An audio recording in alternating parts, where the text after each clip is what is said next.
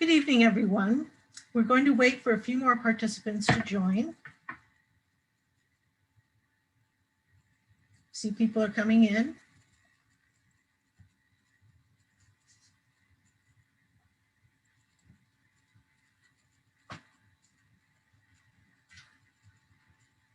Looks like we have a nice crowd for tonight.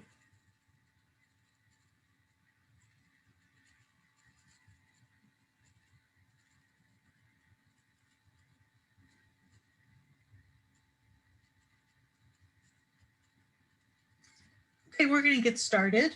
On behalf of the Ridgefield Library, I'd like to welcome you to our program tonight. My name is Laurie McGavin-Bachman, and I work in the Adult Programs Department here at the library.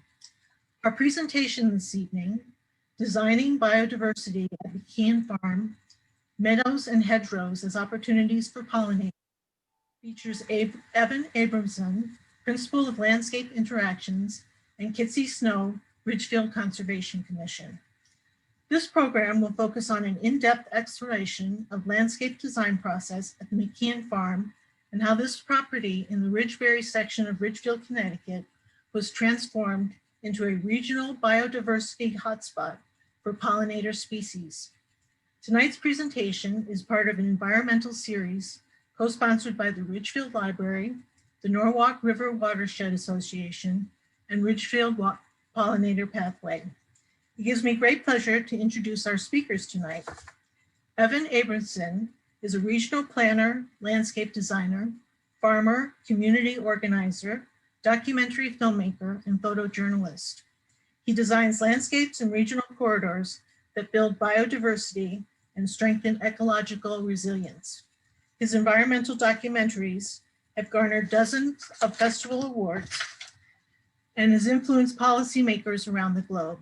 His photographs have been published in the New York Times, the Washington Post, the Guardian, and the Atlantic, among other periodicals. He holds a Master of Science in Ecological Design from the Conway School of Landscape Design and has certificates in permaculture design and biodynamic gardening. He is also co-author of the Great Barrington Pollinator Action Plan. Kitsy Snow serves on the board of the Norwalk River Watershed Association, the steering committee for the Pollinator Pathway Northeast, and on the Ridgefield Conservation Commission board, where she oversees many miles of their hiking trails. As a resident of Ridgefield for over 25 years, she is also a member of the board of directors of the Ridgefield Garden Club. She graduated from Wheaton College with a BA in psychology and worked in operations for Bankers Trust before moving to Connecticut. Without further ado, will you please welcome Evan and Kitsy. Thanks, Lori, and thank you to everyone for joining tonight. I'll just get started here. So tonight's presentation is about a project that is currently fully installed at McKeon Farm in Ridgefield. It contains a variety of landscape design features and sort of reclamations of old farmland for the purpose of attracting and sustaining as wide a possible range of native pollinator species that are in decline in the region.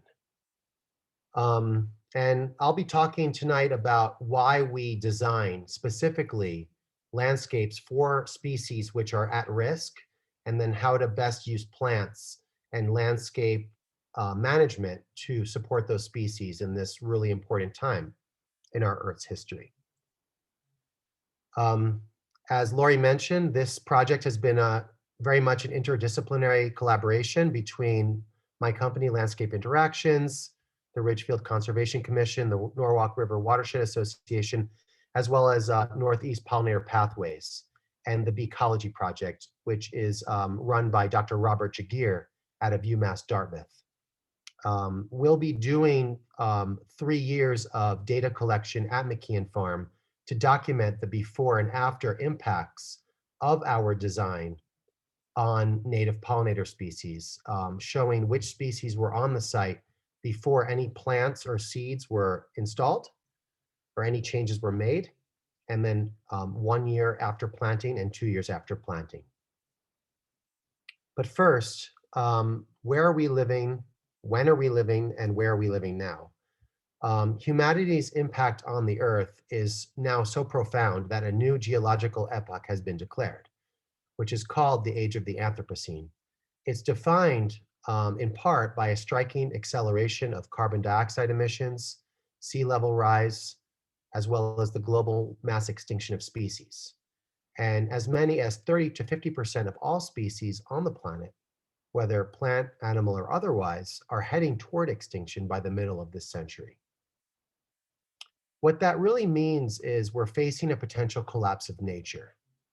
1 million species on the planet are currently threatened with extinction globally, including over half of the native bee species in North America. Insects are essential for all ecosystems, not only as pollinators, but also as food for other creatures and recyclers of nutrients. At the current rate of decline, insects could completely vanish from this globe by the end of this century. Habitat loss is the most pressing problem, followed by insecticides. We're basically putting at risk the building blocks of life. In North America, we've lost 3 billion birds since 1970, which is over 1 in 4 birds in the past 50 years. And again, habitat loss is the most direct cause. So you can see how the loss of habitat or wildlands creatures moving up the trophic levels from insects and pollinators up to birds, which are the next level. As you can see here in this graph of the food web, loss of insects and loss of pollinators means loss of seeds and fruit on plants, which then causes a loss of bird populations, herbivores, amphibians, secondary consumers, and tertiary consumers, which include the biggest predators as well as humans. But we believe at Landscape Interactions that we can actually recreate nature through intentional landscape design and planning to mimic natural ecosystems and support these species all the way from the bottom of the food web up to the top. Farms, conservation lands, suburban and urban green spaces, as well as rural communities, really provide a wealth of opportunities for expanding regional biodiversity, resilience to climate change, as well as the health of ecosystems and local food systems through the implementation of native pollination systems corridors or pollinator habitat. What happens or doesn't happen at the pollination scale has repercussions all the way up the food chain to the largest predators in humans. And many people believe, including myself, that the resilience of an ecosystem is the most important attribute in any natural system, particularly in the time we're living in with climate change, continuing loss and degradation of habitat through things like invasive species and other threats. So why pollinators? Well, they're primarily insects that fertilize plants, culminating in the production of seeds and fruit.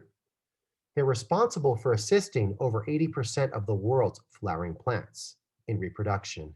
And in Massachusetts alone, 45% of food crops require bees, and 1/3 of the food grown in the United States. They're vital to creating and maintaining the habitats and ecosystems that most animals, including humans, rely on. And some plants have a small guild of pollinators which co-evolve with them to ensure their pollination, which is considered to be a specialist relationship. And approximately 15% of Northeastern native bees are pollen specialists, meaning that they only pollinate a particular genus or family of plants, or even a species of plants. So what are the needs of a native bee? When we're designing a landscape or creating a corridor, we think about the needs of a native bee in that region, and that helps us guide our plant selection as well as the process of design. So we've got over 4,000 native bee species in the United States, and over 400 of them live just in the Northeast. Well, not just in the Northeast, but in the Northeast, as well as the greater Eastern Seaboard in most cases. Native bees do the vast majority of pollination.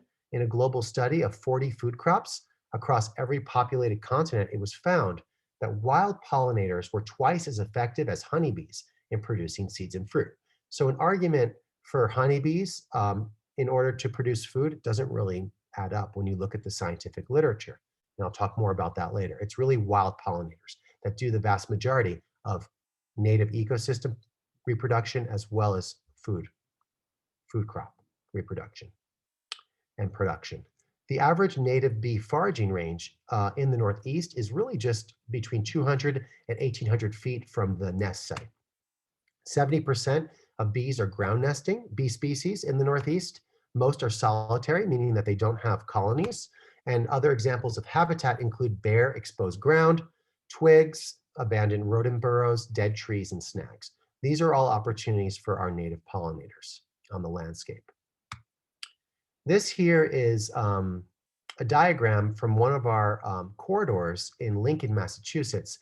And what we did was we put circles surrounding the sites where our plants had been installed and showing the average foraging range of a bumblebee in yellow as compared to a sweat bee in pink or a mason bee in blue. So you can see we really need a lot of interconnected, closely linked sites in a given area in order to create a corridor or true connectivity for a native bee.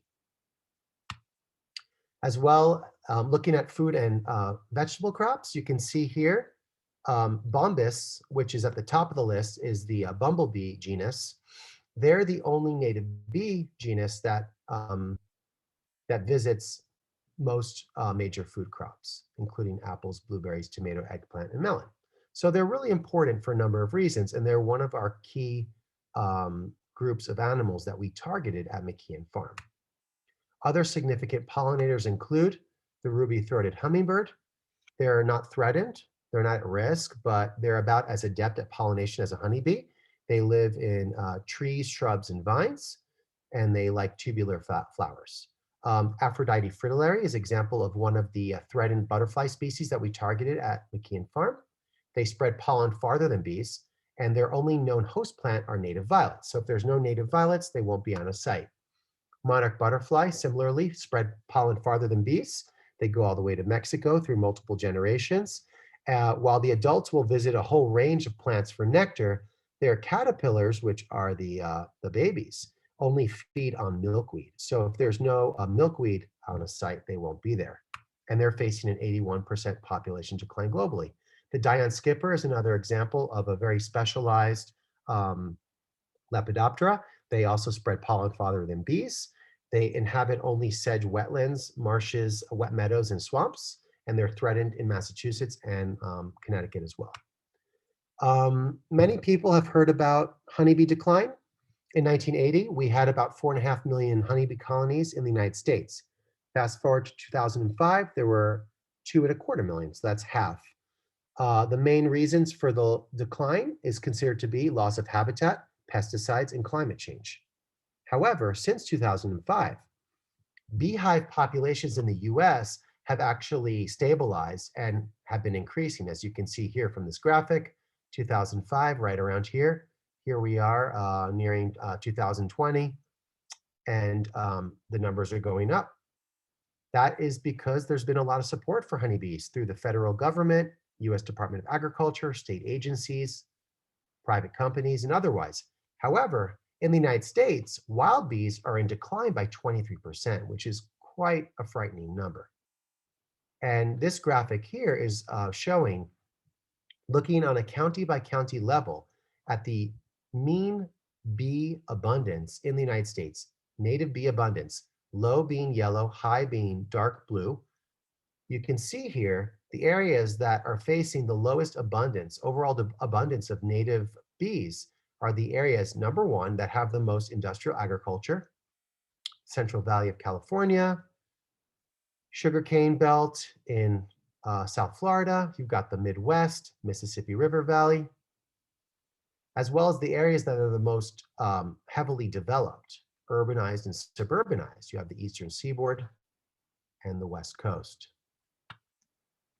Now looking here, this is a graphic showing the estimated agricultural use of one particular type of neonicotinoid pesticide in the United States. Now going back, the areas that have the lowest numbers of native bees, nearly identical to the areas that have the highest agricultural neonicotinoid use. And this is just one particular type of neonicotinoid in 1 year, 2014. So this really illustrates, if anything, the impact that pesticides, especially neonicotinoids, are having on our native pollinators. Now, something that's been in discussion a lot in the press has been, can we live in a future without bees? And this article, this entire issue actually of the magazine of the Royal Geographical Society of the UK focused on this subject. And they looked at everything from companies such as Walmart trying to develop bee drones that were digital. They were operated with computers. They're really robots, or genetically modified bees that would be able to be resistant to pesticides and pollinate food crops. However, according to the UN's Food and Agricultural Organization, 90% of the world's food supply comes from roughly 100 food crop species. And 71 of those crops rely particularly on bees for pollination, which is 64% of the total world food supply. Around 270 species of wild bees, not honeybees, are doing the bulk of this pollination services work on these 71 food crops. So really, it's not honeybees and it's not genetically modified bees or drones that are really going to secure the world's food supply. It's wild pollinators, in particular wild bees. Now, looking at the impact of honeybees on native bees, here's a whole list of peer-reviewed articles, which I'm happy to share afterwards if people want to read these in depth from a range of publications across the globe. And here's a couple of quotes that I pulled out from them. A 40-hive apiary residing on wildlands for 3 months collects the pollen equivalent of 4 million wild bees. So basically, one honeybee hive on a conservation property, a non-agricultural property, collects in 3 months the equivalent pollen of 100,000 wild bees. So a hive in the wrong place, like a wild conservation property, puts 100,000 wild native bees out of work. It makes it very difficult for them to find pollen, which is what they need to reproduce, to lay their eggs and to feed their eggs. Honeybees negatively affect abundance, both of long and short-tongued bumblebees, indicating that competition occurs, which it does. Conserving honeybees does not help wildlife. So we really need to focus our attention here on the difference between honeybees and native bees. Honeybees are livestock. They did not evolve in our ecosystems in North America over millions of years. They've only been here for about 500 or 600 years at the most, perhaps 400 or 500. And they tend to visit showy flowers and only certain types of flowers, flowers with open faces, thereby excluding hundreds and hundreds and hundreds of species of native plants that are essential for ecosystem health. And they also don't pollinate all food crops. On top of that, they collect pollen and nectar from plants that would otherwise be feeding our wild bees and our wild pollinators. So what we're trying to do here at McKeon Farm and largely on all of our projects is to go beyond just pollinator friendly. We're not just putting flowers out in the landscape. We are focusing our attention on plants and habitat management strategies on the landscape that will support specifically species that are at risk, species that are native, that are in danger. And so we're looking at those specialist relationships. And here's an example of that in this video.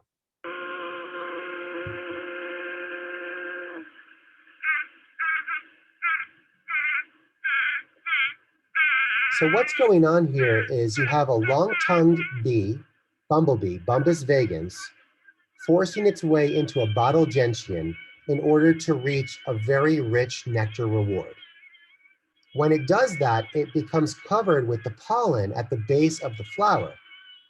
And because it got so much nectar as a result of this reward that the flower offers,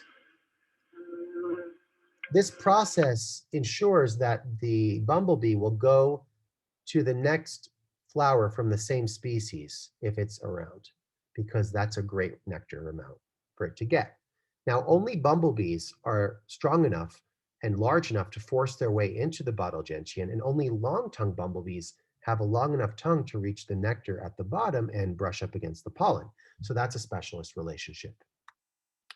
And that's what we're looking at on our sites. So what's the difference between diversity and abundance?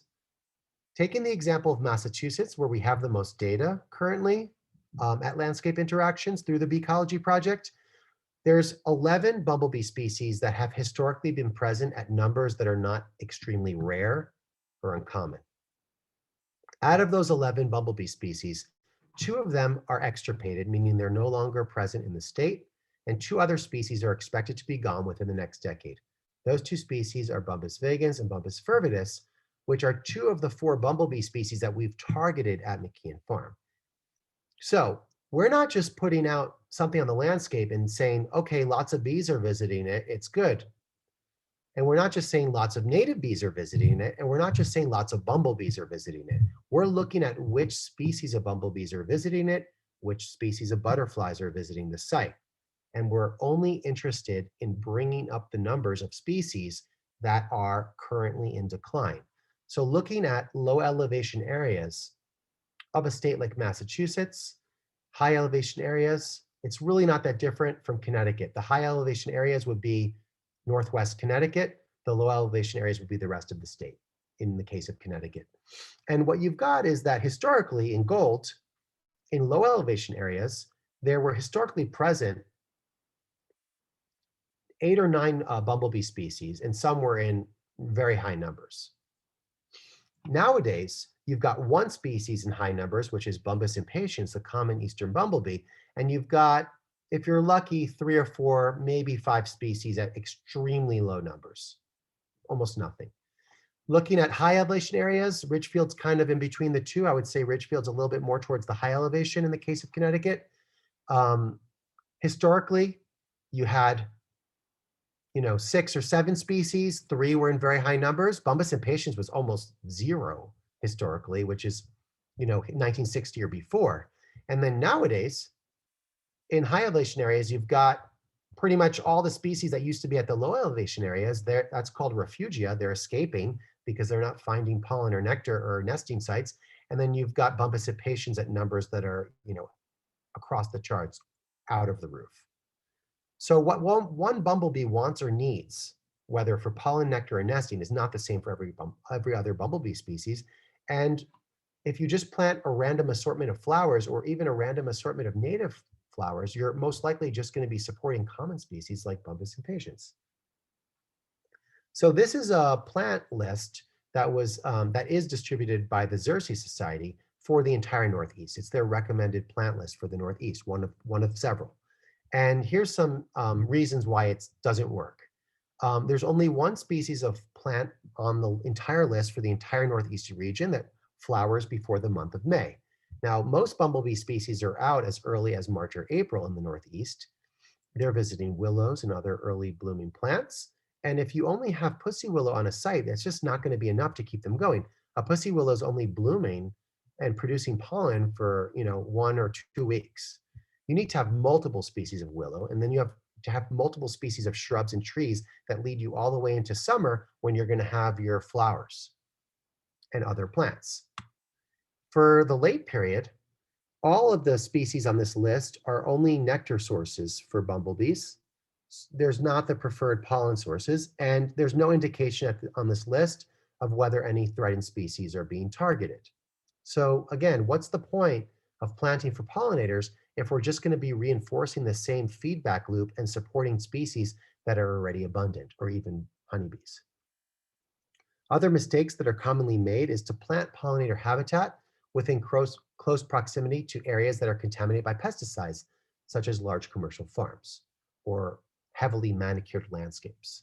So you want to have an adequate buffer, ideally 100 feet wide buffer of forest and shrub, tree canopy and shrub understory. The more plants you have going on, the more it will block those pesticides from drifting. Also, planting native plants only. Cultivars, hybrids, and non-native plants largely don't support the pollen and nectar preferences of threatened pollinators, and they tend to favor common species whose populations are stable. That's why they're stable, because they don't mind going to cultivars, hybrids, non-natives, and even invasives. people talk about invasives and they say, well, there's lots of bees on it. Well, if you look at those bees, it tends to be honeybees and the common eastern bumblebee, and it tends to be common species. And the reason why those species are common and the reason why those invasive species are common is that's an example of a feedback loop. They're just reinforcing each other. We're trying to break that pattern. You want to make sure your plants are coming from a clean pesticide-free source. So it's important to know where the nurseries and garden supply companies or seed companies you're using are getting their plants from, and to call them and to ask them if they can guarantee that their plants are neonicotinoid-free or pesticide-free. So let's look at opportunities in Ridgefield. Since a lot of you are probably interested in what we've done at McKeon Farm, I'll start with that. We designed a landscape at McKeon Farm, focusing mostly on meadows and hedgerows, but it's not just what you think of as like this meadow with wildflowers. There's also a wet meadow on the site. And the toolkit is a 20-something page document which explains all of the science behind the landscape design and plant selection process. I'm assuming that we will share a link today where people can download this toolkit online. It's probably on the Ridgefield Conservation Commission website. I don't have the link at the moment, but we'll talk about that later. And perhaps it's also on the Norwalk River Watershed Association website or even the library's website. Here's an overview of the design at McKeon Farm. So McKeon Farm is off of Old Stagecoach Road in Ridgefield. There's a small parking area up here. And you walk on the mowed path through the sheep pasture areas, and you'll get to our first design area here, which is a hedgerow. It's a 300-foot long hedgerow that has an old stone wall, which most likely dates to the Declaration of Independence period, because I believe that the French were here before the English. And it was filled to the brim with invasive species. All of those invasive species are gone thanks to the efforts of the Ridgefield Conservation Commission, the Eagle Scouts, and others that Kitsy will talk about in depth later. They removed everything and we've planted it fully of native plant species that support at-risk pollinators. We've also continued with the pre-existing mowed path through these meadow areas where there's a vegetable garden here on the right. On the left here, we've created a larger meadow area through a custom seed mix that we created. And we also created a mowed path around the perimeter of the meadow. And there's a small hedgerow area here on the south side and on the west side. Then there's another secondary meadow area here, the lower meadow, which was established through a different process. The area number 2, the upper meadow, was sod cut and then direct seeded with a cover crop. The lower meadow, it was a larger area where it was a little bit more gnarly, so they couldn't really sod cut down there. A lot of invasives, a lot of rocks. So that area was mowed low and raked with a harrow rake pulled by a tractor, and then direct seeded and cover cropped. And then following the path down to the stream crossing here under tree canopy, there's a wet meadow area where Kitsy and others at the Ridgefield Conservation Commission have done a really fantastic job of hand removing the invasive species that were there. It was not as much as in the hedgerow, and planting it with our list of recommended wetland plants.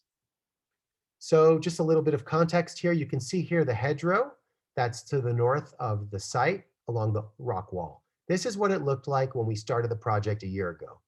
And this is what it looked like after all the invasive species were removed. So you can see there's pretty much 98% removal of all existing plants. I believe that there was an ash tree here, which remains, and a couple of small apple trees that were volunteers that we're cherishing and hoping to support.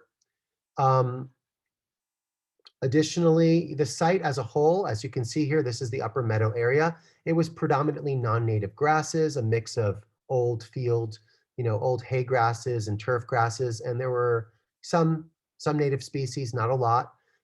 This area was direct seeded 2 years ago with a more generic pollinator mix, and we determined that there wasn't enough native plant species diversity to warrant keeping that area, so we removed it and replaced it with a much more diverse mix. As I mentioned, science informs the entire design at McKeon Farm. We're basing our plant selection on data that's being collected by Dr. Robert Jagir, pictured here from UMass Dartmouth. he has an app that he created called Beecology. You can download it at beecology.wpi.edu, and you can use it to film or photograph bumblebee species anywhere you are. You upload them through the app and they will be identified. The app will guide you through the process of identifying the bumblebees, but then additionally, Dr. Jagir and his graduate students will verify the identifications. And that's what helps us get data as far as bumblebee species diversity and abundance. So as you can see here, as you're moving up into Northwest Connecticut, overall diversity is better than in, let's say, northern central Connecticut, or northeastern Connecticut, or southeastern Connecticut, or southwestern Connecticut.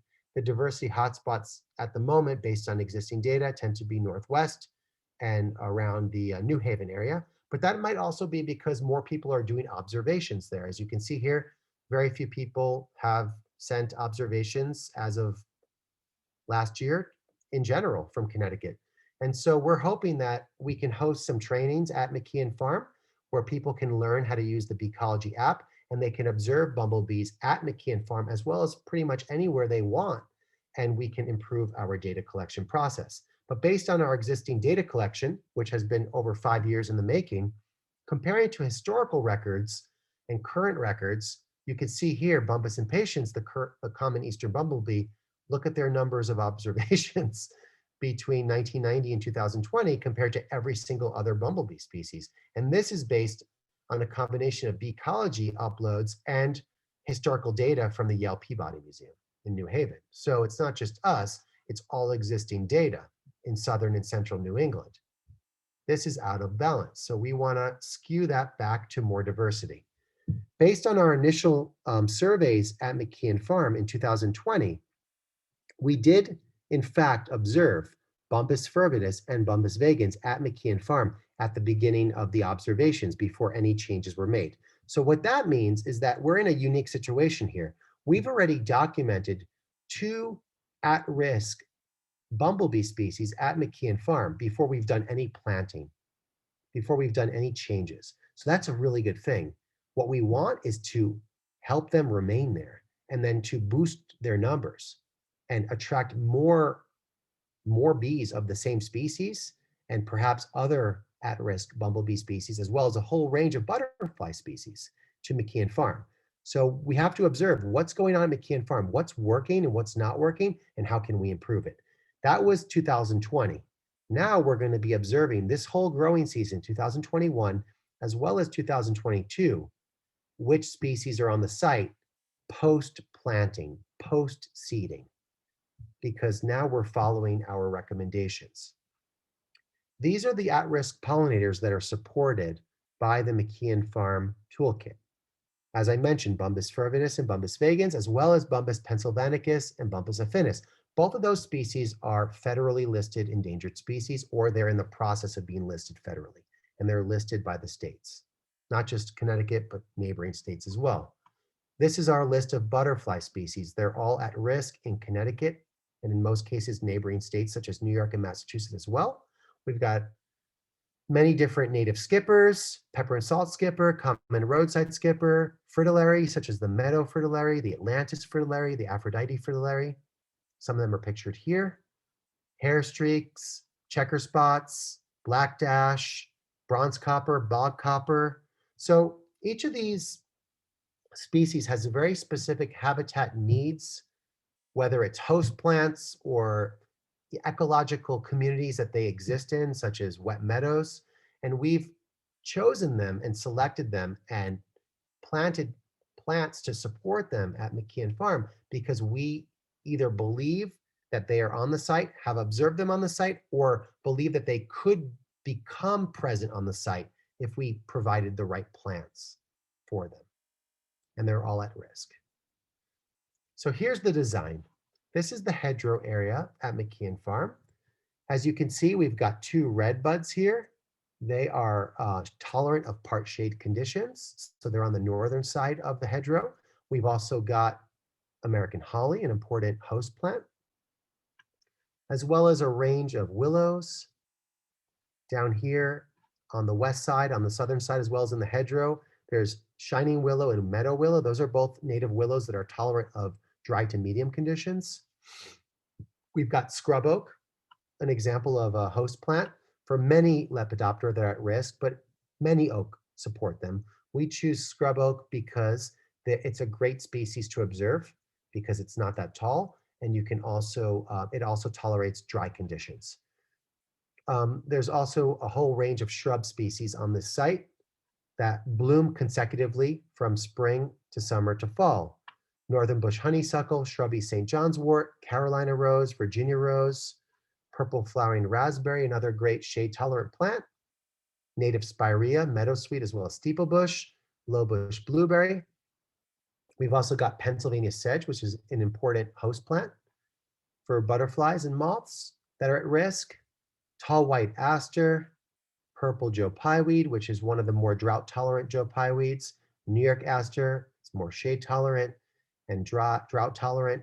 And then we've got our upland areas, our upland meadow, upper meadow and lower meadow, which were direct seeded. This, I'll go over the seed mix in a second. This here is a detail of what we recommend for a bee nesting strip. A bee nesting strip at McKeon Farm is basically a 2 by 4 foot area where 4 inches of soil and existing vegetation are removed, and then half of the topsoil is replaced, mixed with coarse sand. And we just keep that area vegetation free. We keep it as barren, exposed, sandy soil.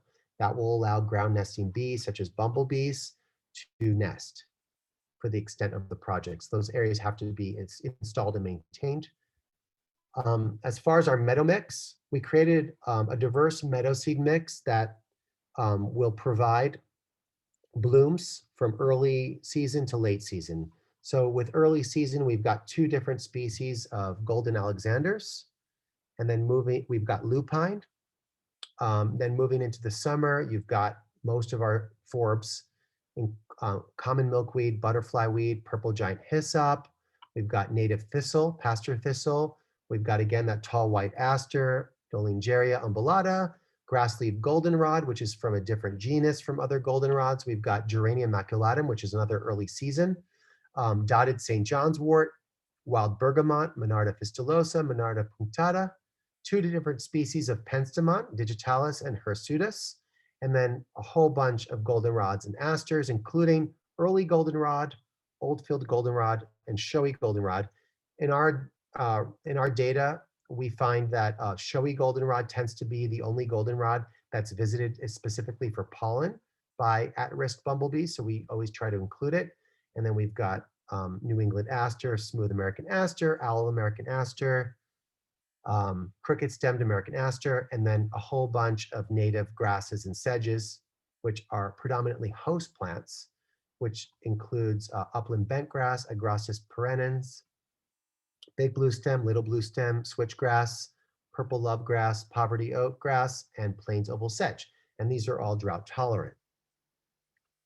Looking at the wet meadow area, we planted 4 pussy willows, 4 shining willows, 8 buttonbush, 6 shining rose, 10 swamp rose, 10 high bush blueberry, 21 swamp milkweeds. These were all plugs or potted plants. 20 coastal plain Joe Pies.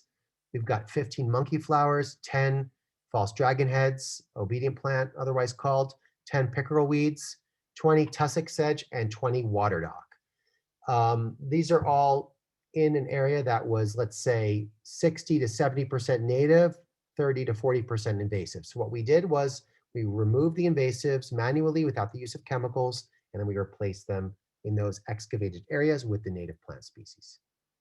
But this is all based on, the entire site design is based on not just a botanical analysis, but also an analysis of the pollinator species that were present on the site throughout the entire 2020 growing season. Here's a little zoom in of the hedgerow at McKeon Farm. And you can see here at the bottom, the cross section from A to A1 of what the hedgerow and the transition to the meadow across the mowed path will look like, or could look like, if it's not devoured by the deer and it's well weeded in the mature state in 5 or more years. So you've got the red bud here, you've got the meadow willow here, Here's the Rubus odoratus, purple flying raspberry. It's shade tolerant, as well as the Dolingeria umbellata in the shade of on the northern side of the willow and the redbud. And then here is the, again, the Dolingeria umbellata under the canopy of the redbud. You've got the northern bush honeysuckle, Virginia rose, Joe Pye, and then here's the mowed path. It's going to be about 8 feet wide, transition to the meadow area with all the meadow species I already mentioned. This here is a rendering using an existing photograph of the lower meadow at McKeon Farm, looking northwards towards the hedgerow through the upper meadow of what that area could look like at site maturity. So you can see here the arrow pointing northwards. This is the position where this photograph was taken in real time. And then this photo rendering was created using the plants that we included in the seed mix and in the hedgerow in the background up here. We also included best management practices in the McKeon Farm Toolkit, everything from emphasizing not to use chemicals, might be obvious to some, not always obvious to all, diverse native plants, not cultivars or hybrids, importance of creating nesting opportunities. I mentioned the bee nesting strips, and how important it is to not be overzealous when it comes to cutting dead stems or cleaning up dead trees or dead limbs on a tree. Skipping the fall cleanup, waiting till the spring when average evening temperatures have consistently reached 50 degrees before raking. Also the importance of preventing deer and rodents from destroying plants until they're fully established. This is all in the toolkit. You can read over this. And then we've also got our pretty detailed guidelines for meadow establishment and maintenance. And we use both examples, how we did the upper meadow and the lower meadow, which were unique. We've also done sites in the region. I'm feeling like I'm going to move really quickly through this section, but I'll just speak really briefly. We've got another site down in Westport, Connecticut at the Haskins Preserve, which is owned and maintained by the Aspetuck Land Trust. So this is an example of how we're creating regional corridors. We're replicating strategies on different sites. Haskins Preserve is very different from McKeon Farm. It's really a former residential or country estate that had a lot of exotic and non-native plants. And so what we did was we broke it out into 6 zones. Our entry understory, which was fully and partially shaded, our sun and shade garden, which is in the old courtyard of the estate, very dry area, a meadow, a bee and butterfly lawn, where we actually maintain an existing lawn, but insert plants into it that are tolerant of somewhat regular mowing or bloom at lower heights, our woodland edge area, and our pond and stream crossing, which is a wetland area. And this is available through the Aspetuck Land Trust website, or you can contact me directly for this toolkit. It's a great residential suburban toolkit for Southern Connecticut. Here's a zoom in of the courtyard area. As you can see, this is a much more highly designed area, more of a botanical garden type site. And that's what the Land Trust wanted to highlight. But then we also transitioned into a meadow. We also transitioned into a lawn. So it's kind of got everything. We've also recently completed a pollinator action plan for the town of Lincoln, Massachusetts, where we actually created 4 toolkits for 4 unique sites. And those sites are interconnected across the landscape of the town. That's how, again, a corridor can be created. And what was interesting in Lincoln was that before we even finished the project, they had already sold 98 planting kits, which were based on plants that we recommended in our designs. So people installed plants across the town by purchasing these planting kits from the Land Trust. And then what that enabled us to do was take our 4 toolkit sites in Lincoln, each of which had their own landscape design, habitat management strategies, like what we did at McKeon Farm, and then replicate them to these, in the case of Lincoln, 43 unique residential sites planted the kits, as well as 50-something sites in neighboring towns. And so you can see here a 500-foot buffer in all those sites, representing the average foraging range of a native bee. That's our corridor in place in Lincoln. We have a whole list of recommended plants for Northeastern Massachusetts through this Lincoln Pollinator Action Plan, many of which are common in Connecticut as well, but there are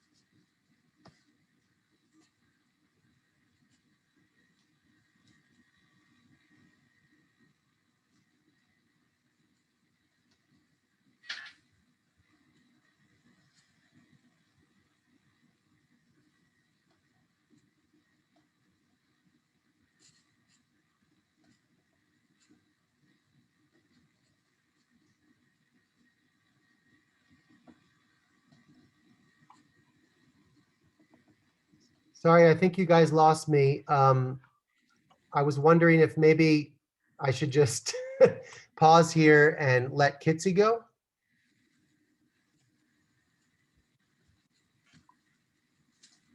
Or I have a few more slides, but it was sort of tangential, so I'm fine either way.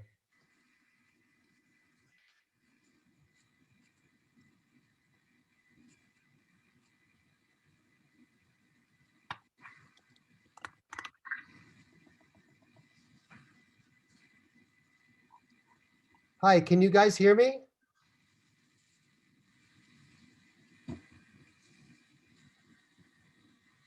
Okay. I'll just wrap up real quick. Let me just go here. I'm almost done.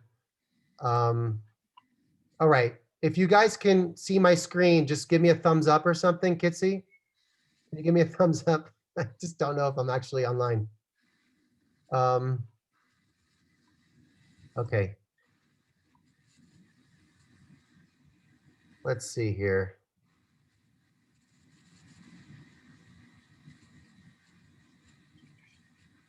Okay. I guess Kitsy's out of the Zoom as well.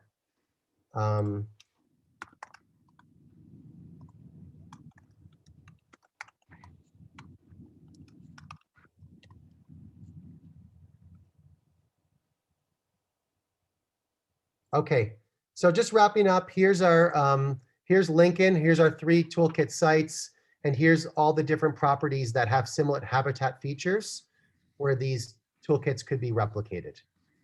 Then we look at the entire town, and we just selected the sites that were within 500 feet of one of the toolkit sites where the plants were already installed and had similar habitat features to one of the toolkits.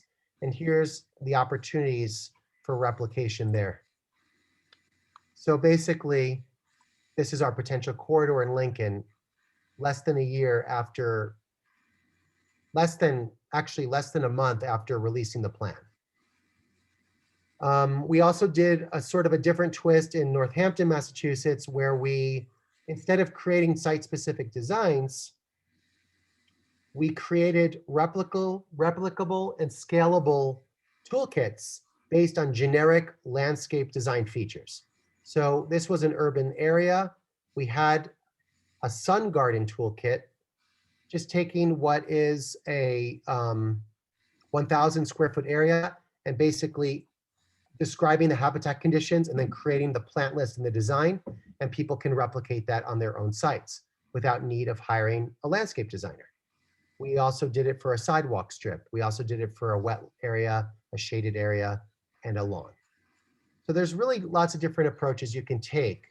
I'm also engaged now in a 3-year study on my own property in Leiden, Massachusetts, where we're looking at the impact of rotational livestock grazing on native plant species populations and native pollinator species populations over a 3-year period. And also solar sites. Right now, Massachusetts in particular has a lot of pollinator-friendly solar because the state is incentivizing it at the rate of $3,500 per megawatt per year. So if you're certified as pollinator friendly, as a solar company or as a community solar project, or a private solar project for that matter, if you're certified as pollinator friendly, if you've got 33% of the plants in your seed mixes and plant list as supporting pollen specialist bees or Lepidoptera of conservation concern, you actually get $3,500 per megawatt per year credits back from the state. And we're currently doing about 20 sites across the state. So as I mentioned, we measure the success of our projects over a 3-year period, showing the before and after impacts on at-risk pollinator species. What were the species on the site before the project began? And what were the species on the site after our plants and seeds were installed? Every project has their own maintenance plan and management regime. Beecology is an app you can download on your smartphone or tablet through Safari or through the browser, not through the App Store. And you can use it to upload observations of bumblebees so that we can see what's on the site, what's on the landscape, and hopefully document improvements by following our plant recommendations for McKeon Farm and other sites. Improving this, this is our current data spectrum for the Northeast. So as you can see, we really need more data not just for Connecticut, but also for New Hampshire, Vermont, Maine, New York is severely lacking, Pennsylvania and elsewhere. So this is our website. This is where you can reach us, landscapeinteractions.com. And I'm going to pass the control over to Kitsy Snow, and I'll take your questions at the end. Thank you so much.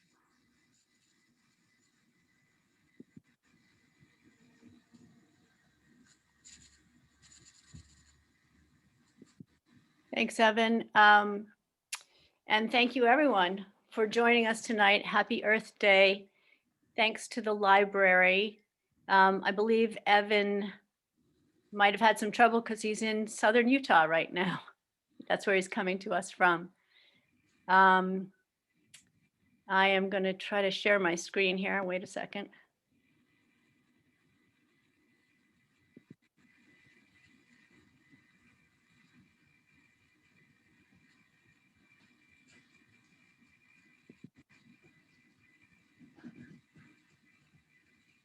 Okay.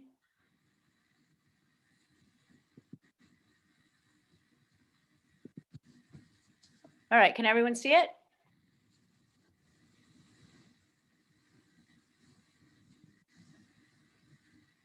I can't see your screen, Kitsy. I'll just speak for the group because I think that most people are muted. Okay. It sounds like people cannot see your screen.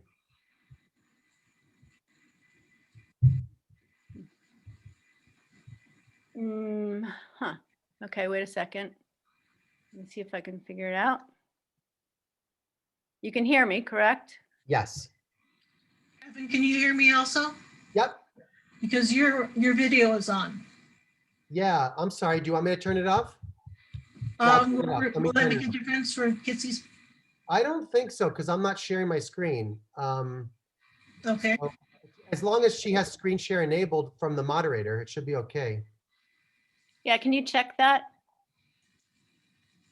Yep, you're all set. So can you see it? No.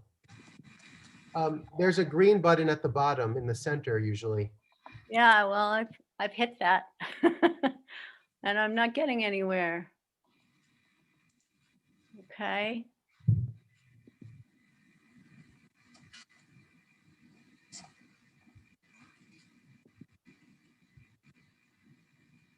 Try to hit it again. Okay.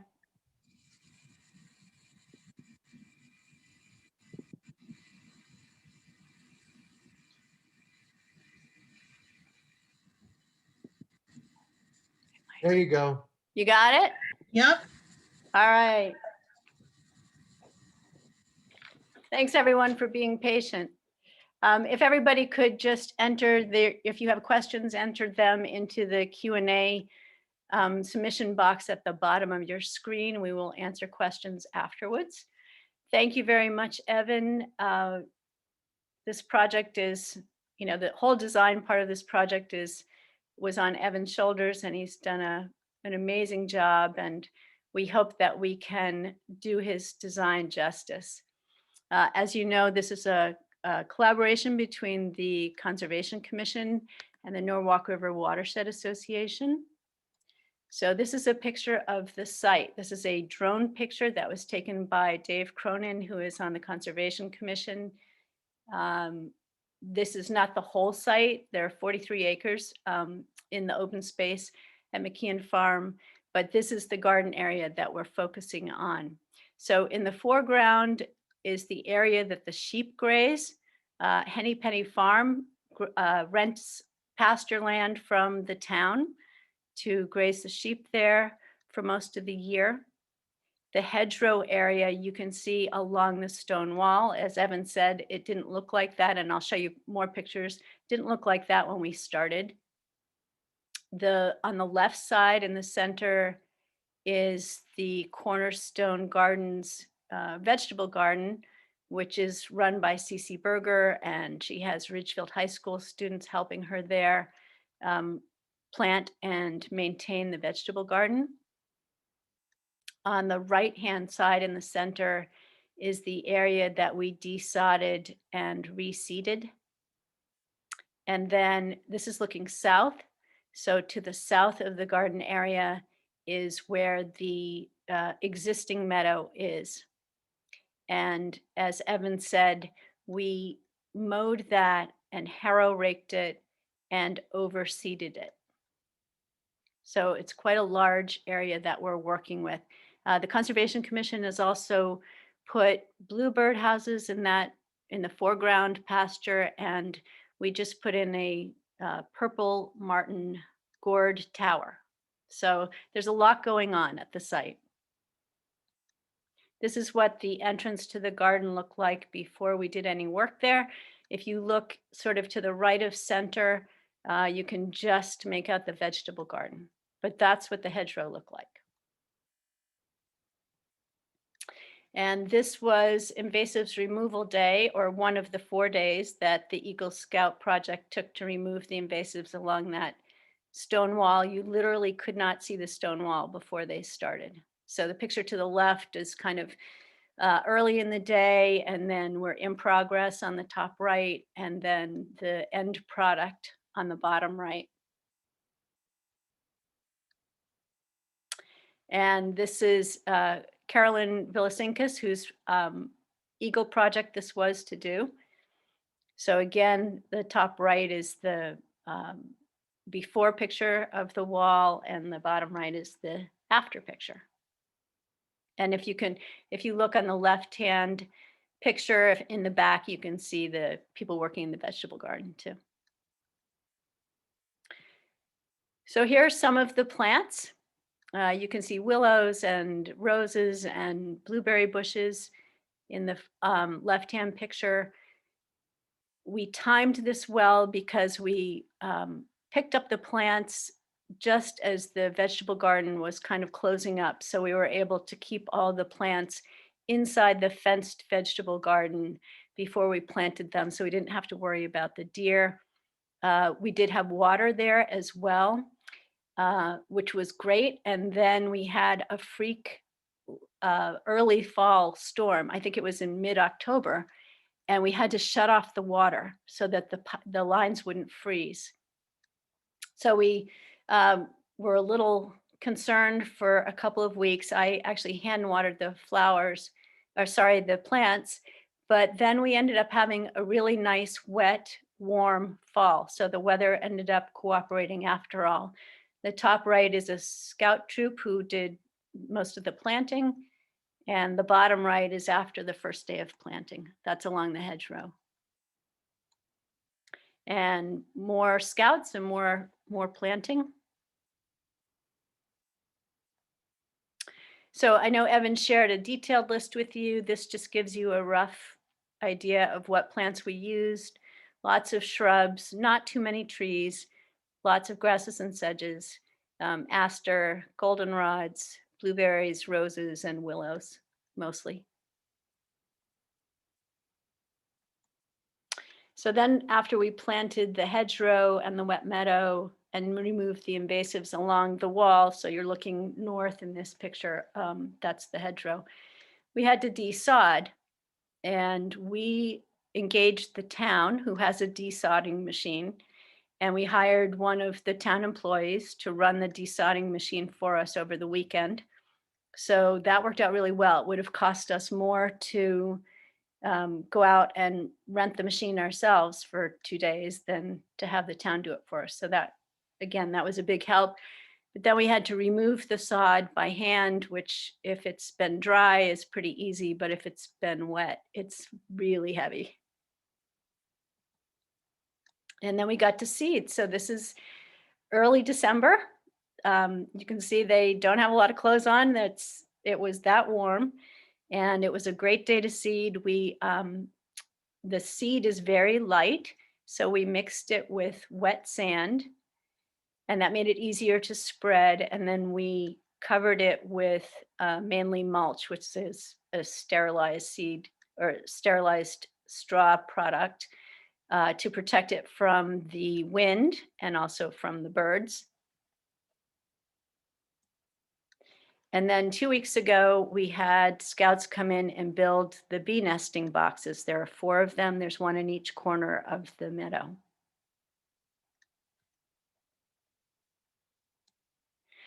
And that's a picture of the wet meadow about a week ago. You can see the willows are in bloom. There's spice bush there in the foreground. There are ferns and lots of skunk cabbage. And so in that area, we've planted more willows, couple of different kinds of roses, lots of blueberry bushes, and sedges. So since the summer, we have planted 360 plants along or in 6,500 square feet of area, 30 different varieties of plants. We've seeded 30,000 square feet with 30 varieties of seed, and used dozens and dozens of volunteers to accomplish this. We used 4 sources for the plants: Earth Tones and Planter's Choice, which are in Connecticut. Planter's Choice is wholesale only. And the Native Plant Trust and Cole Nurseries in Massachusetts. The seed mix came from Prairie Moon Seeds, or Prairie Moon Nursery. It was custom designed by Evan for the site. This is a map of the open space. It is on the Conservation Commission website. And as you can see, we have a trail on it. The red line is a loop trail. It's about a mile long. You can park at the end of Lawson Lane, and we encourage people to come visit the gardens and walk the loop trail and appreciate all that McKeon Farm has to offer. Just for your information, the garden is about where it says lot 9. There's a square, and that is where the garden area is. And then the wet meadow is further down. It follows the curve of the trail. And these are the ladies. So I mentioned Henny Penny Farm. Whitney Freeman keeps her sheep there, and the llamas are there to protect the sheep from the coyotes. And the bottom right hand picture is just the end of the harvest for the Cornerstone garden, vegetable garden.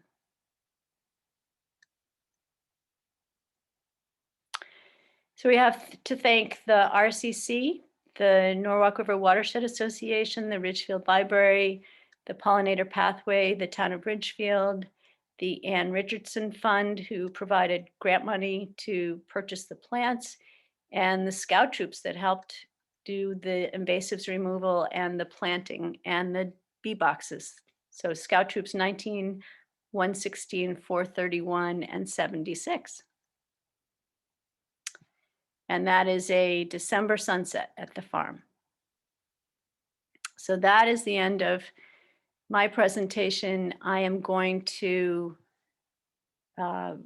try to figure out how to answer questions here. So hang on a second. I think I can do this. So if you can put your questions in the Q&A.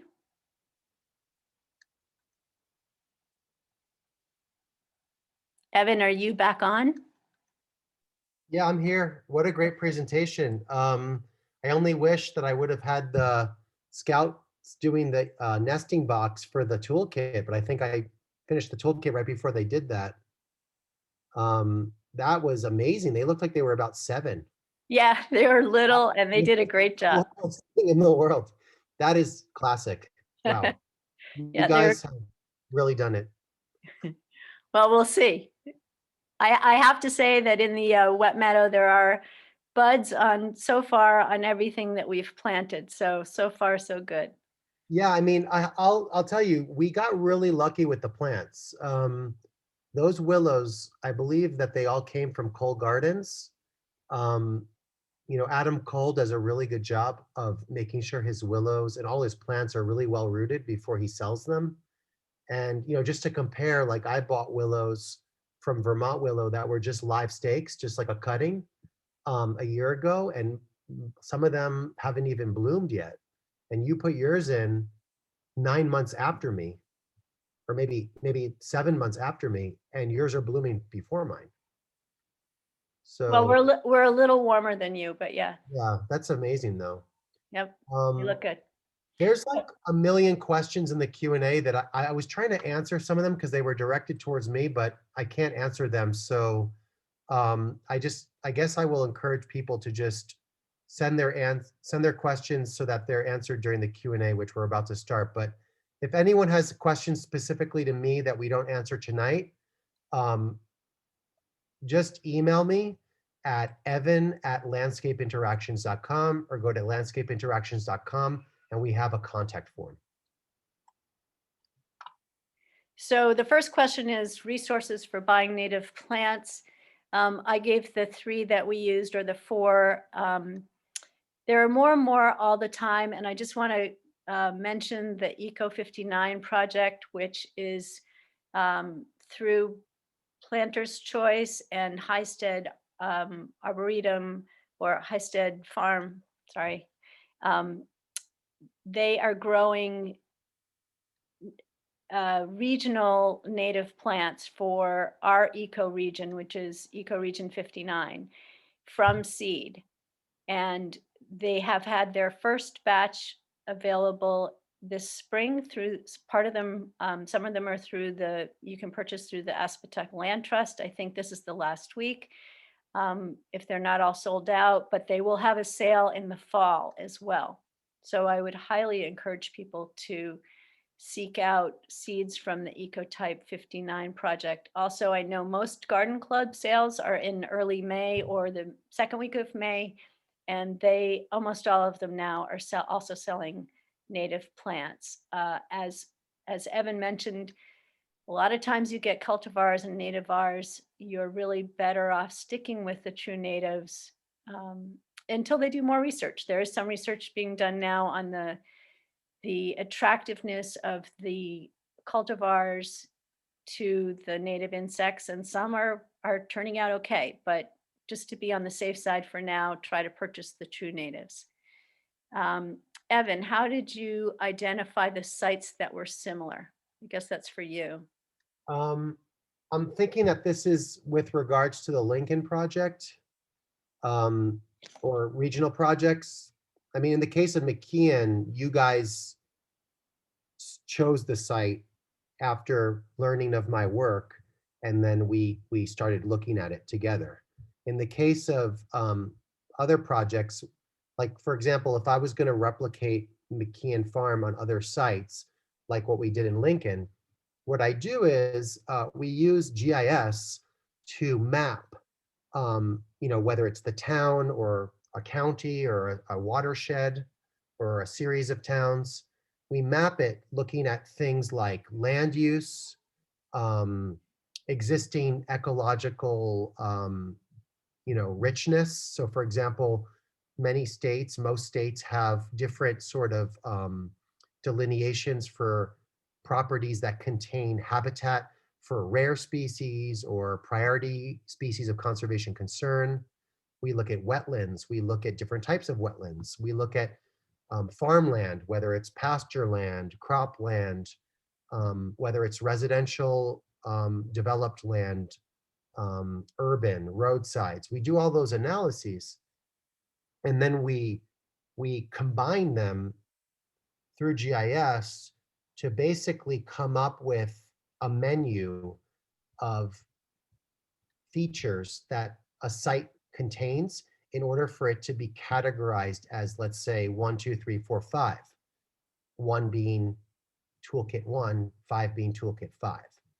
So in the case of McKeon Farm, what I would look at would be sites that were large open spaces, current or former pasture land. And you can do that because GIS contains aerial imagery, usually going back to at least the middle of the 20th century, if not early 20th century. So you can see what's old farmland. And then you look at maybe sites that have a wet meadow. So if there's a stream nearby and it's an open area, it's probably a wet meadow. Or if it's a stream with a slope, sloping downward from the stream to an open site, that would be a wet meadow, where the stream is draining towards the meadow or vice versa. There's many different ways. It's basically an understanding of landscape analysis on a regional scale, and then using the different design choices that we made on a site and picking other sites that are similar. It's a planning process in a nutshell. Okay, we have a question about getting rid of mugwort. Somebody in Wilton is tarping for it, but how are you able to ensure you remove all the rhizomes? I don't know if that's a question for you, Evan. Fortunately, I haven't had to deal with extensive mugwort personally, but what I would do is I would learn about learn about the characteristics of that particular plant and then come up with a strategy for removing it. Tarping usually works for most species, but if it's rhizomatous, it may not work unless you tarp for an extended period. So it might require a combination of tarping and pulling. There's something called a weed wrench. Right. There's something called, which is now called a puller bear. You can order it online, pullerbear.com or .net. There's a brush grubber, which basically will attach to a tractor or even a pickup truck, and you attach it to the trunk or the large stem of the plant, and you actually rip it out of the ground. So each plant is going to have their own strategy. But I know that smothering works for knotweed if you do it the right way. You have to really smother it for an extensive period of time, but eventually it does work. But also so does digging it out, drying it out, and then burning it or disposing of it correctly. So the second part, oh, sorry. I recently read an article. It's very interesting. There's a new peer-reviewed study that was just published like last week that actually looked at the impact of Roundup specifically on bees, on bumblebees. And they actually found that it wasn't the glyphosate that harmed them, it was the surfactants in the Roundup specifically. So what this is contributing to is the fact that while using Monsanto products like Roundup are clearly very dangerous to bees, they actually, it's like between 94 and 96% mortality. Other brands that don't use the same chemical combinations that just use glyphosate have virtually no mortality to bees. So that supports the position that using the right type of glyphosate might be appropriate for some of these noxious invasive species. Huh. So just straight glyphosate then? Yeah, but not Roundup. And recently, Massachusetts just passed a law actually that bans the sale of products containing neonicotinoids to consumers. So you can no longer buy neonicotinoid pesticide products in like a Home Depot or a Lowe's or a hardware store. You have to have a license. So you got to be careful about that. But sometimes people use glyphosate as well for invasive. Right. So just the second part of that question was when we seeded, we scratched the surface, we just lightly raked it and then tamped it after we put the seed down. And then we did seed in the December and January is when we seeded. Yeah, to go with that a little bit, the toolkit has some pretty detailed instructions about how to mow the site for the first 1 to 3 years to make sure that whatever was there before doesn't outcompete what we seeded. And people were asking about where they can get the toolkit. Can we just state now there's going to be a certain website where we're going to put the toolkit? Because I feel like that would help people. That might address a lot of the questions tonight. Yeah, it's on, I believe it's already on the Conservation Commission site. That's conservation@ridgefieldct.org. And then I believe it's also on the Pollinator Pathway site and the Norwalk River Watershed Association site. If it's not already, I will make sure that it gets on those two sites. Okay, good. Yeah, and if people for whatever reason can't get it, just you can email me and I'll send it to you. But hopefully you'll get it from one of those sites. And someone asked about the Haskins toolkit in Westport. That is, I'm assuming, going to be on the Aspetuck Land Trust website soon if it's not there already. And if you don't see it, just email the Aspetuck Land Trust and ask for the toolkit link. Okay. Somebody asked about deterring deer. And I actually have a question about that because I've been using, I've just been spraying.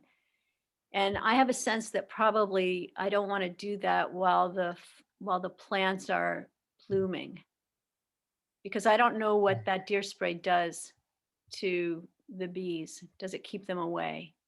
You know, that has not been studied. And it would be interesting.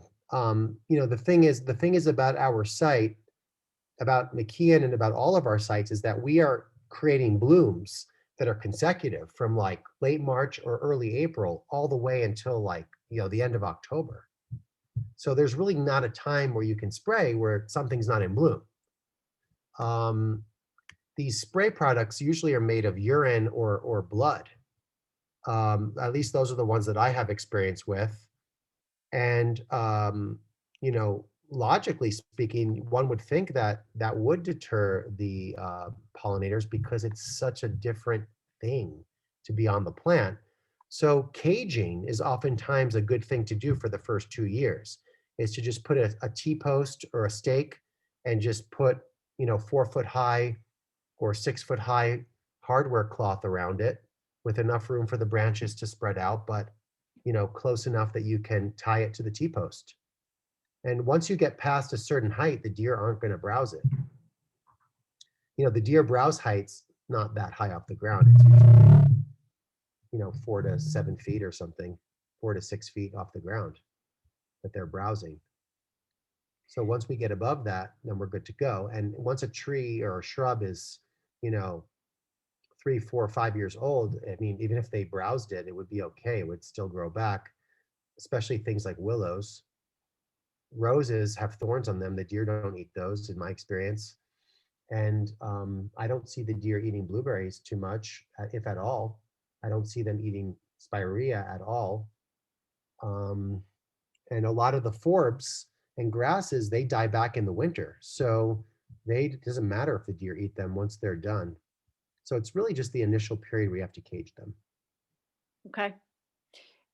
Thank you. Someone asked about whether or not they would be able to have access to this recording. It is being recorded. So I would assume on the library site, I don't know if Lori's still on, that, Yes, it'll be uploaded probably within a week or so. okay. Let's see. Someone asked, Rowana asked, did you really get Spirea Aphrodite butterfly? No, that's not a, oh, you're talking about the butterfly. The Yeah. Aphrodite Fritillary? No, Spirea. Spirea is a plant, and No, not Spirea. It's spelled Speyieria. Oh, the Latin name. The Aphrodite Fritillary has not been observed at McKeon Farm. It is one of our target species. Okay. We are hoping to attract it based on the plants that we installed. The only species that are at risk that were observed on the site before we planted is Bombus fervidus and Bombus vagans. And those are both bumblebees. We have not done any surveys since we planted because we planted in November and December. The surveys are going to begin most likely in May. I believe they're going to begin in May. I don't think April, even though the willow were blooming, because we're going to wait until a few more plants are in bloom before we start surveying. Okay. Someone asked about books or resources you can recommend. I mean, it depends what you're looking for. If you just want like a general overview of pollinators and, you know, what the different pollinators are or what their habitat preferences are, you know, Heather Holm has good books. Xerces, in particular, I believe it's Mace Vaughn has published some, or Eric Lee Mader has published some great books from the Xerces Society. But I would encourage, none of those books are Northeast specific. Heather Holm is based in the Midwest, and a lot of the Xerces stuff is looking nationally. So it's oftentimes focusing on species that are present across the country. What I would suggest is looking at the other toolkits that we've done at Landscape Interactions, not to toot my own horn, but we are doing Northeast specific work largely. So looking at the Haskins toolkit, the McKeon toolkit or the Northampton or Lincoln toolkits, the Great Barrington Pollinator Plan, that's all on our website. You can download them. And then you can see plants that are specific to our ecoregion and why we selected them. Okay, thank you. Louise Washer popped in that the high school, Wilton High School, is selling Eco 59 plants until May 1st. Lots of people are asking about the bee boxes. So they were very easy to build. They were just, they 4x2, I think. Yep, 2 by 4 feet. Right. You can use 2 by 4 wood to frame them, or you don't have to. You can just put them right in the ground. And then you just have to fill them with a mix of sand, and you can use topsoil, right? Yeah, any earth that is, not clay. Which we have a lot of here. Yeah, but those areas, at the top of the hill, like in the meadow, they're well draining. They're relatively well draining soils. So as long as you mix something like that with coarse sand, just get sand, like sand at the hardware store that's, not contaminated and soil that's clean, not contaminated. McKeon Farm, incidentally, my understanding is that it's been in organic production since the 1940s. So yeah, I think we picked a good site for pollinators. It has been, like, we have not used glyphosate there because it has been organically managed for so long. Yeah. Yeah, so you're basically just digging a giant space in the ground, 4 feet deep, 4 inches deep, I'm sorry, removing all the grass or existing vegetation, putting back half the soil with sand, and just making sure that plants don't come and grow back into it. So you're weeding it forever. You're weeding it forever, and the bees are nesting in it, hopefully pretty soon. And it sort of will help, over time, it will, that's why the wood is helpful, because if you do frame it out with the wood, you can set the wood in the ground, or you can have it sticking out of the ground a little bit. You can make it flush with the ground, but that's sort of your marker of where you're going to be weeding. And 1 or 2 of those for a residential property should be sufficient. It should be in the open sun, well draining. So you don't want it at the base of a hill. You want it at the top of a hill or on a slope, ideally facing south or southeast or southwest, and in a sunny site, not shaded. Okay. You see, we have about 5 or 10 more minutes left for questions. Great. Thanks, Lori. I think we just have maybe 3 more. Someone piped in that there was a hillside near them that was cleared and seeded or planted, and it was planted as a meadow, and it looked great the first year, but after that it was taken over by, she says, weeds. Is there any way that this hillside can be returned to the native plants? So are the native plant seeds still in that soil? I don't know, because I haven't been there, and I really can't speculate. But what I would do is I would say, you have to identify the vegetation on the site first. What is growing there? And if you don't have the botanical skills to identify plants when they're in the emergent phase, when they're like just a few inches tall, then you're going to want to have a botanist or an ecologist look at that. We do that, but I can't do that for every site because we don't have enough hours in the day to go to every single site. What I would say, let's assume it was seeded 2 years ago. So most likely a lot of those plants are still there, but they're being outcompeted by, let's say, weeds or non-native grasses, or both. Those non-native grasses and weeds are going to shade the native seeds that are trying to get to the sun. So that's why you have to be careful about your mowing. And that's why we have mowing guidelines in all of our toolkits where we do meadows. So for the first year after seeding, for the case of McKeon Farm that's starting this year, every time the plants where we seeded get to be about 10 to 12 inches tall, we're going to cut them down to 6 to 8 inches either with a brush hog or with a weed whacker. I mean, you can't really do that with a common lawnmower. Most of them don't mow that high. Then we're going to let it grow back and just keep doing that again and again and again. Then at the beginning of next growing season, which would be the second growing season, we're going to evaluate what percentage of the plants growing are the ones in the seed mix versus non-native grasses and weeds and possibly invasives. If it's less than 75% what we want, we're going to continue with the same mowing schedule. And we're going to keep going with that schedule for a second growing season. And we can periodically evaluate it over the course of the second growing season. Hopefully by then, sometime during the second growing season, we'll get to the point where our native plants are starting to grow above the grasses and the weeds. Once we get to that point, then we can go to a once a year mow, where you just mow it once a year down to about 6 to 8 inches.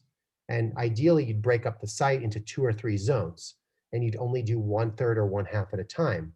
And the times where you would do that once a year mow would be after November 15th or December 1st in some places if they're warmer, or before April 1st or April 15th.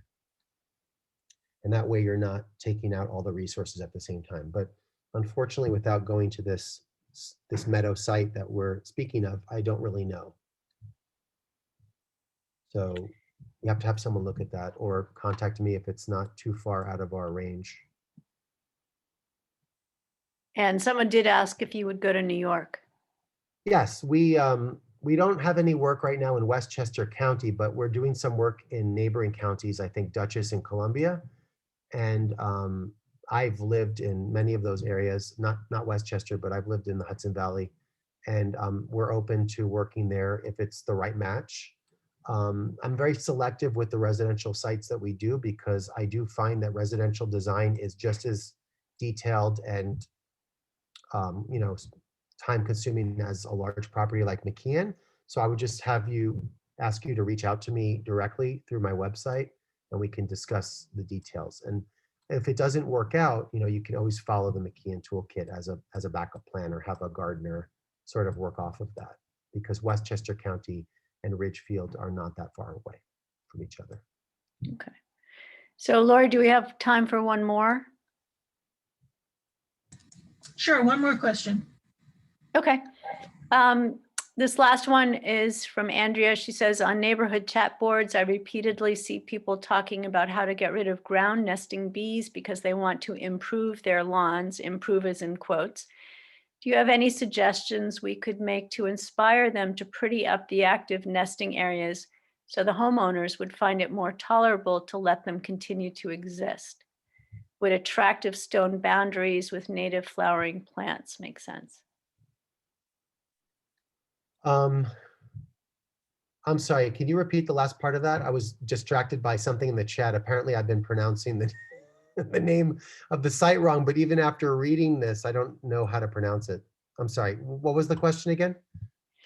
The person is basically asking, when you have neighbors complaining about how to get rid of bees, and this person wants to keep the bees, is there a way to make it look attractive so that the neighbors won't complain about the messy look, so that she can keep the sites for the bees? Okay, well, that's got a lot of things going on in that question. There's Right. the issue of the aesthetics. So that makes me feel like this site in question, someone's trying to maybe make it more meadowy. But then there's the issue of the ground nesting bees. That's a personal choice that each landowner or property owner will make. If they're getting rid of them, I'm assuming they're using pesticides. I don't know how else they would get rid of them. And if they're using pesticides, that needs to be addressed before we talk about aesthetics, because even if you don't have a meadow and you're just mowing your lawn, if you're doing it without using pesticides, you're still doing a lot of good. So the first issue is the pesticides. Pesticides are bad, and they're bad not just for bees, but for virtually all insects. Insects are essential to ecological life. So if people don't understand that, they need to be spoken to about that first. Assuming that we're already past that conversation, looking at the aesthetics, some towns do have ordinances regarding that. and you can actually get fined or, made to cut your lawn. And what I would suggest is, there's many different approaches you can take. First, you could block the view from the road by planting shrubs and trees. That doesn't work in all cases. You could have a bee or butterfly lawn, which is what we did in the Haskins toolkit down in Westport. And so with that, it's taking an existing lawn and actually installing plugs of various sedges, grasses, and flowering plants into the lawn, all of which can be mowed around or mowed over at the right time after they bloom and go to seed.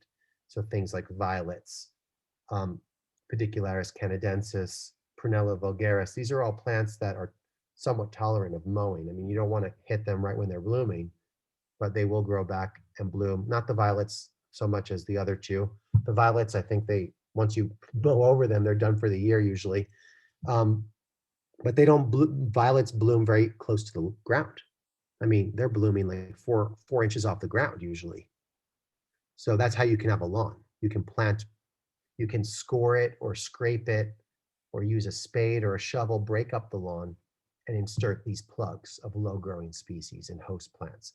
And so for details with that, the best way to do that would be go to our website, landscapeinteractions.com, go to the page called, I believe it's services, and then scroll down and there's a link to the Pollinate Northampton toolkit there, where we have a bee butterfly lawn with directions, or you can go to the Aspetuck Land Trust website and look at what we did for the Haskins property.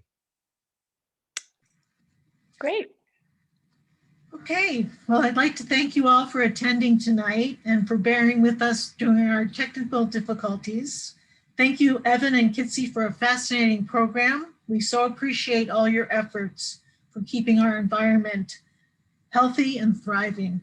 I would also like to thank our sponsors once again, the Norwalk River Watershed Association and the Ridgefield Pollinator Pathway. Our next program in this series will take place on May 26th at 4 p.m.